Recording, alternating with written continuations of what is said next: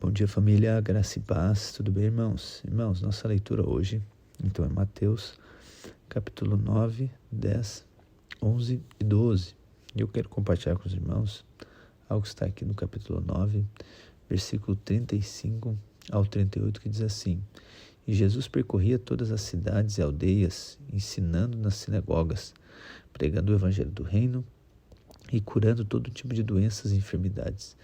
Ao ver as multidões, Jesus se compadeceu delas, porque estavam aflitas e exaustas, como ovelhas que não têm pastor. Então Jesus disse aos seus discípulos: A seara é grande, mas os trabalhadores são poucos. Por isso, peçam ao Senhor da seara que mande trabalhadores para a sua seara. Aleluia, irmãos. Irmãos, quando nós vamos acessando a revelação do reino, obviamente os nossos olhos vão sendo abertos, a nossa mente vai sendo expandida. Então, como eu já compartilhei em outro momento, antes a nossa preocupação era com os nossos problemas, agora a minha preocupação é com os problemas de Deus, ou melhor, com o desejo de Deus, com o coração dele. E isso é necessário para que a gente reine em vida, ok? Por quê? Porque nós somos representantes do céu aqui na terra. Nós não vivemos por nós mesmos, nós somos enviados com um propósito. Deus nos enviou para cumprimento de um propósito. E quando nós acessamos agora essa revelação do propósito de Deus na nossa vida, nós reinamos em vida, ok? Então, ou seja, é impossível reinar em vida se eu não estiver nesse lugar, ok? Que é de cumprimento de propósito.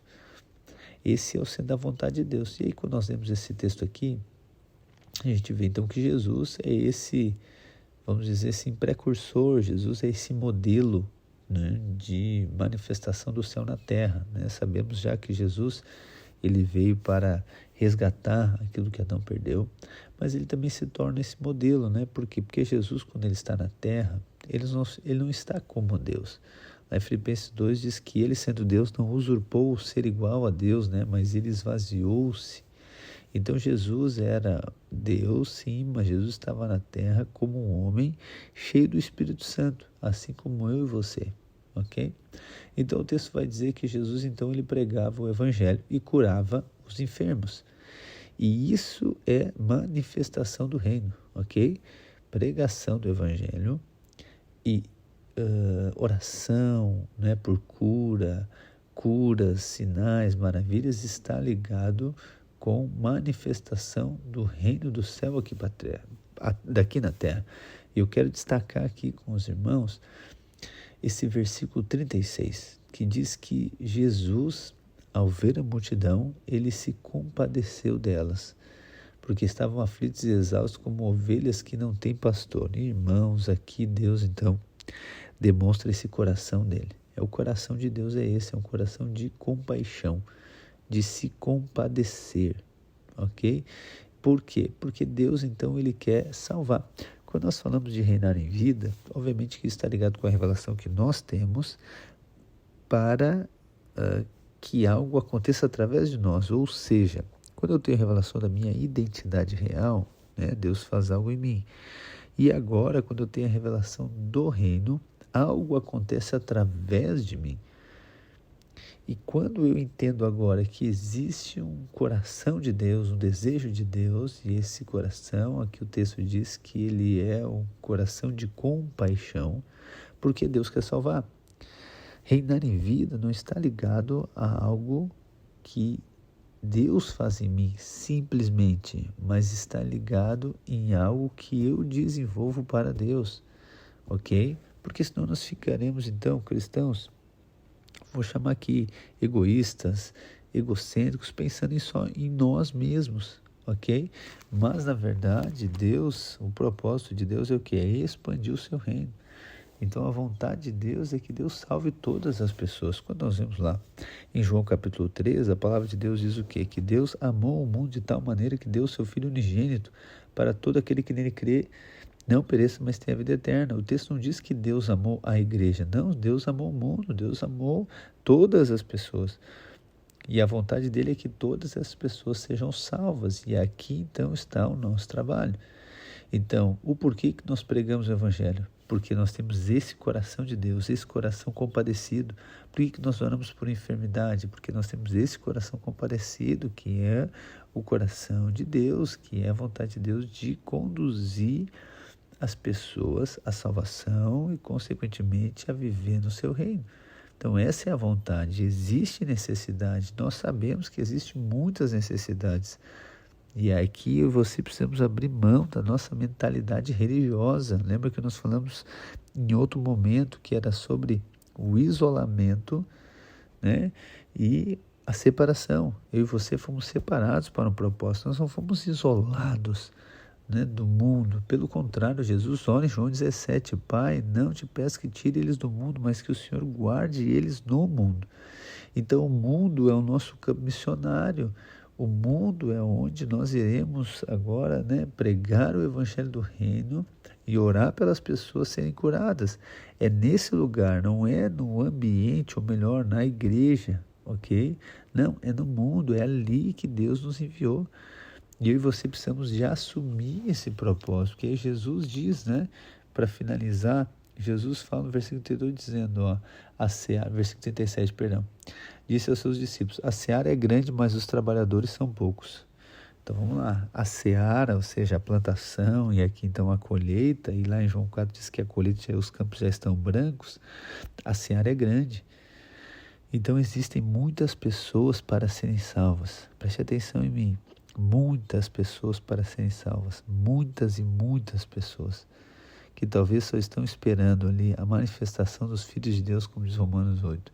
Elas só estão esperando um convite, só estão esperando uma visita, só estão esperando uma oração, né, para que ela seja curada, só estão esperando uma oportunidade, só estão esperando ali, talvez até de maneira ansiosa, né, que nós venhamos a cumprir com esse propósito, entendermos que Deus quer salvar todas as pessoas.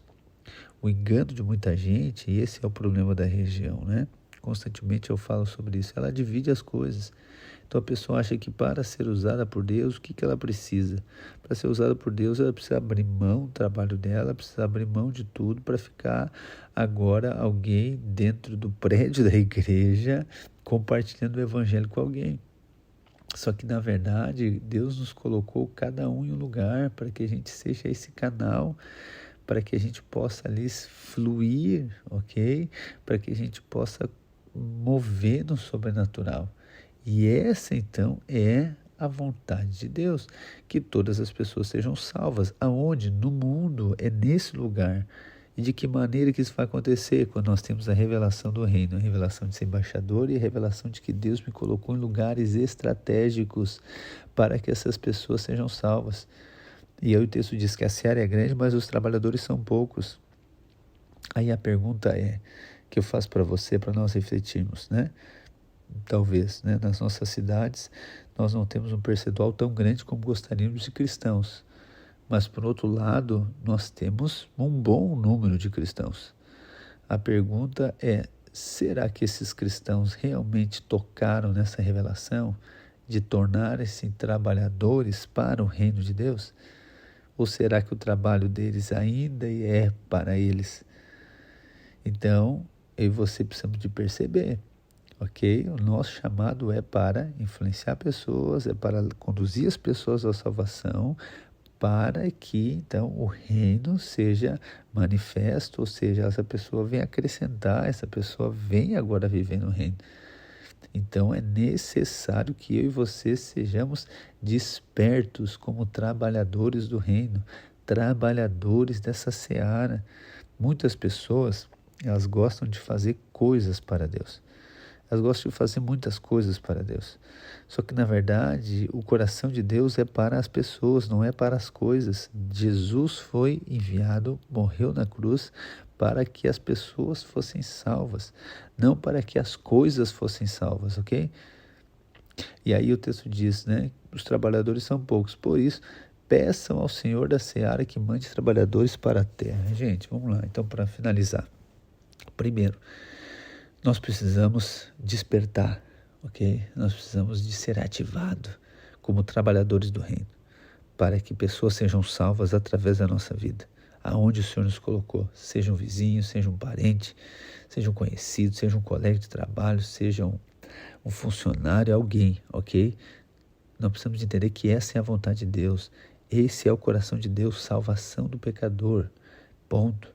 Segundo, além de nós atuarmos como esses trabalhadores, o texto diz que nós temos que pedir ao Senhor da seara, ou seja, o Senhor é o dono da seara. Quem é o dono? É Jesus, é Deus, você sabe, nós já falamos, né? Deus é o proprietário da terra e o homem é o governador, é o mordomo.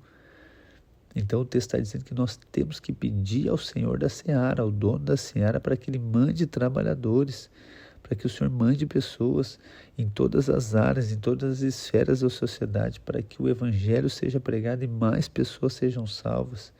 Eu creio, irmãos, que nós estamos diante do melhor tempo, do tempo de maior salvação. Só que para isso nós precisamos de assumir essa responsabilidade, ok? Assumir esse papel, assumir essa função de embaixador do reino, assumir, né, agora essa autoridade que Deus nos deu para pregar o Evangelho, fazer discípulos de todas as nações, em nome do Pai, do Filho e do Espírito Santo, para nós venhamos agora cumprir com o propósito de Deus e ver o céu manifestando na terra e o nome do Senhor sendo exaltado. Amém, irmãos? Deus abençoe a sua vida e um ótimo dia.